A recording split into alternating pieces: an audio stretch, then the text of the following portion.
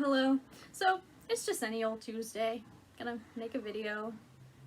Not really sure what I'm gonna talk about, aside from the fact that this is out. Gotcha.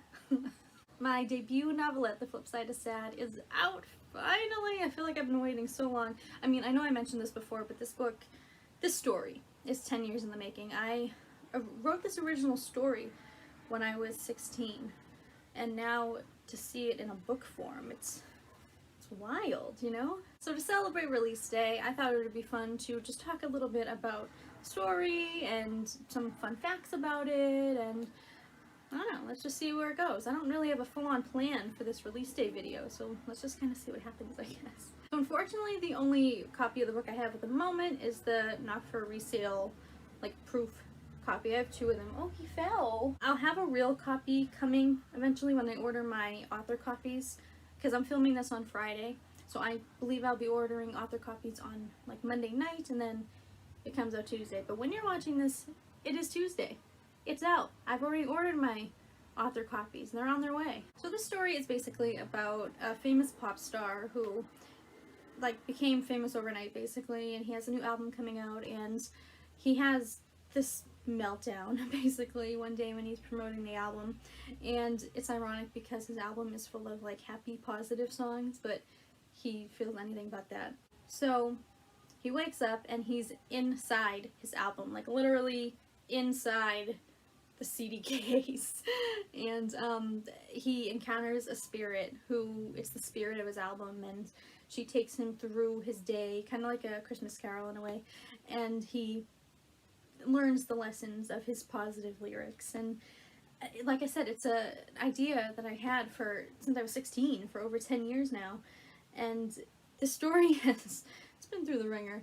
It has had a lot of changes over these 10 years, mostly over the last few months, actually, is when I really started editing it. So now here are some fun facts about the story. Fun fact number 1, the name James Letta was originally a placeholder name. That was not going to be the main character's name. I had a completely different name for him originally, and then I knew I had to change it. It just wasn't right, so I changed it to James Letta as just a placeholder while I was, like, writing and editing and stuff.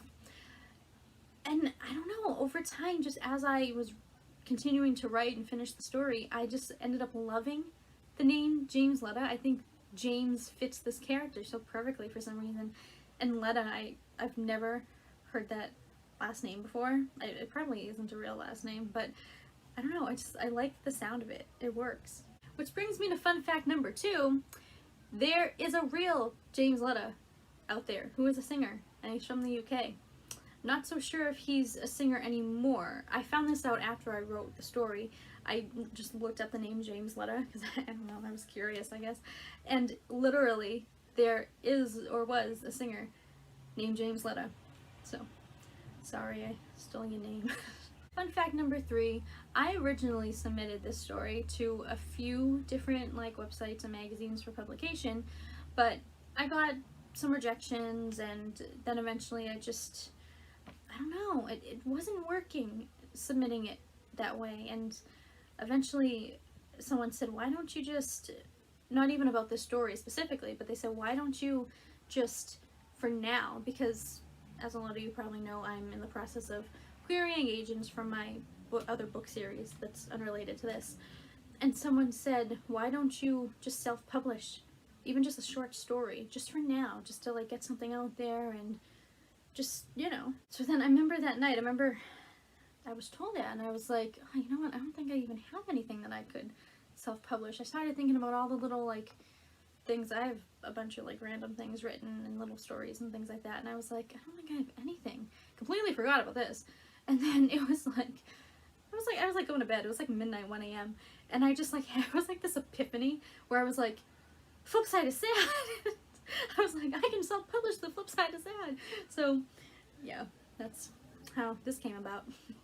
Fun fact number 4, James' manager in the book is part of the LGBTQ+ community. It's kind of subtle, it's just kind of hinted at throughout the story, but it's my way of just getting some representation in there, because that's always my goal with my writing. And fun fact number 5, the original name of this story was The Other Side of the Album. So which title would you have liked better, that or The Flip Side of Sad? I personally like The Flip Side of Sad. I think it's like unique, and it's not something. There's actually a comment that I saw that someone said, I think it was on like one of my street team members' reviews on Instagram, I think, and all the comment said was, "That's an interesting title." I just thought that was hilarious. That I think that honestly that's my favorite critique or review of this so far. I just think that's hilarious. It is an interesting title. It's strange. I feel like it's compelling for that reason. Like, wouldn't you see a title like this and be like, what is that about? But when you read the story, the title makes a lot of sense, I promise. So now I want to talk about the book cover, because I absolutely love this cover. It's, I don't know, it was my idea to have like a silhouette of a cityscape.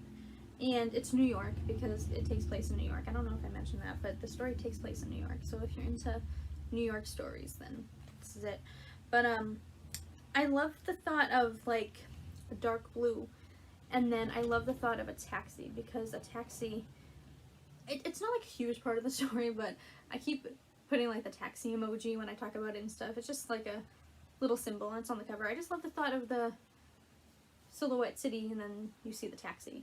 And then so we like drew a little like mock-up of it, and we were like, oh, it'd be cool if there was like white stars. I'm looking at it in the camera, which is why I'm not looking at you.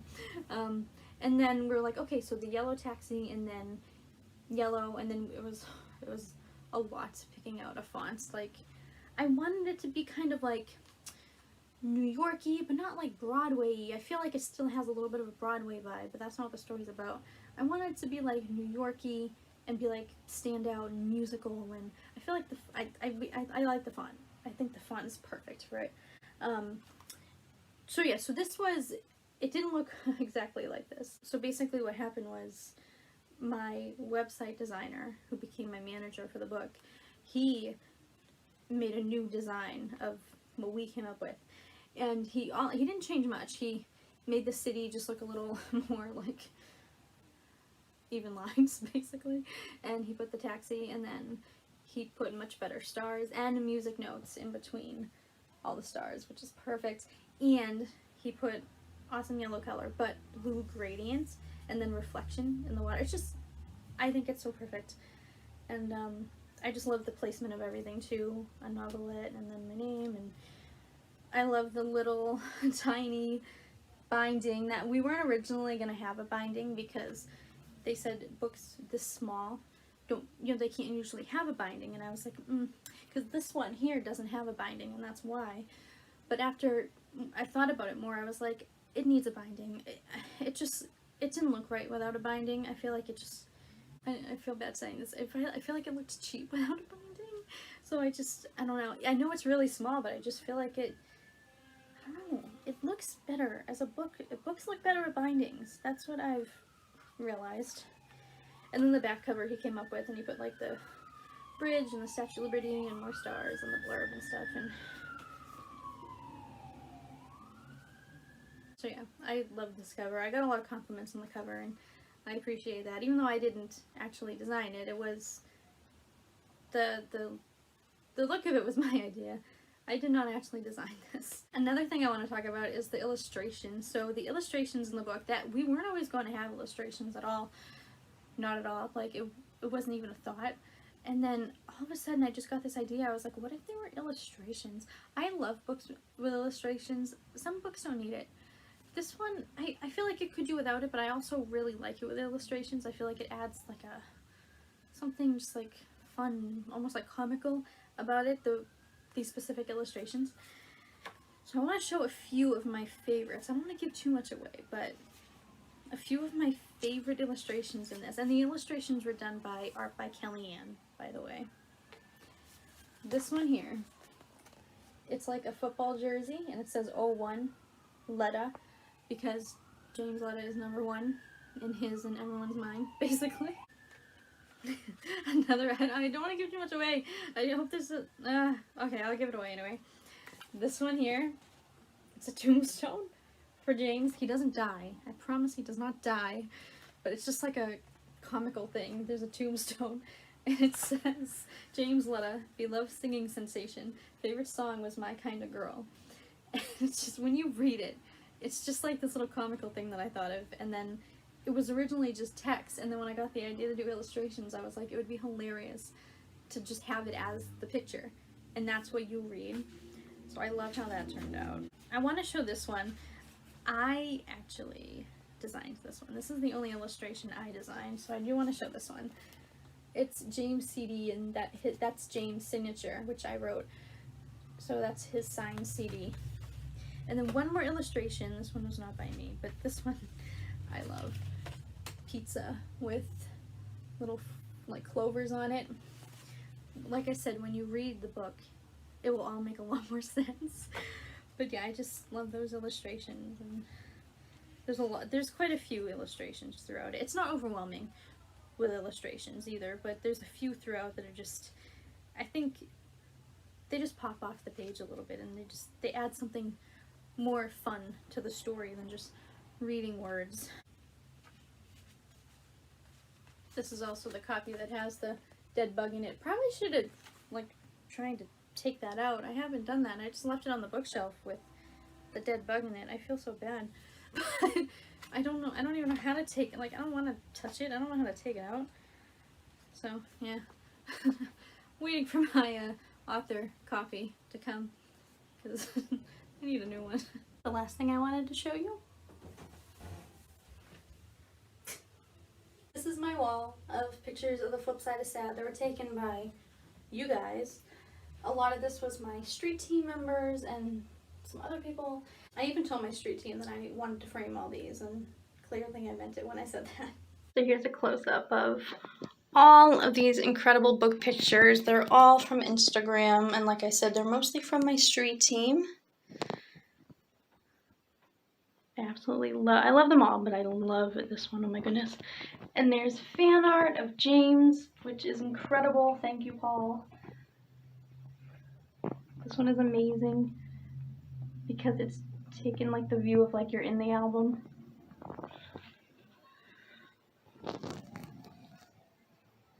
So yeah, I am obsessed with these. And this isn't even all of them. There's a few more that I have to print out and frame. I just haven't gone around and doing it, so there's more coming.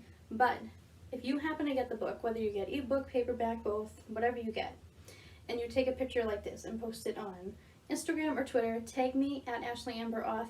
Not only will I like and comment and share and do all the things because I think that's so cool, but you'll most likely get added to this wall because I think that is just the coolest thing, to see my book and other people's pictures. So yeah, The Flip Side of Sad, it's out today.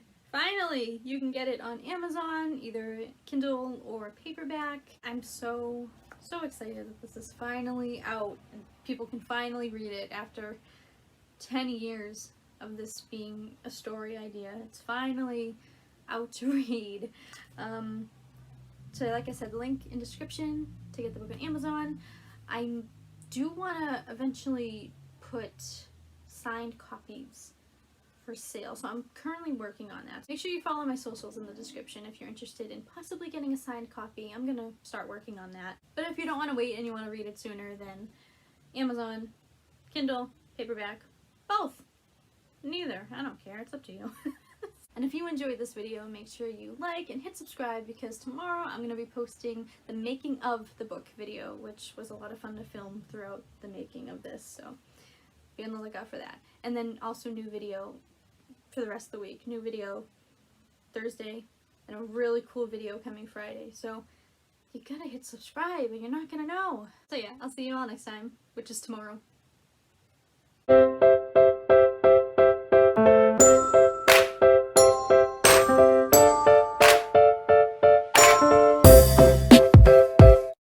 Ready. He said, screw it, there's a big crowd looking, so I scream when no one's around. I know the words. My hair's weird looking. Oh well. Okay.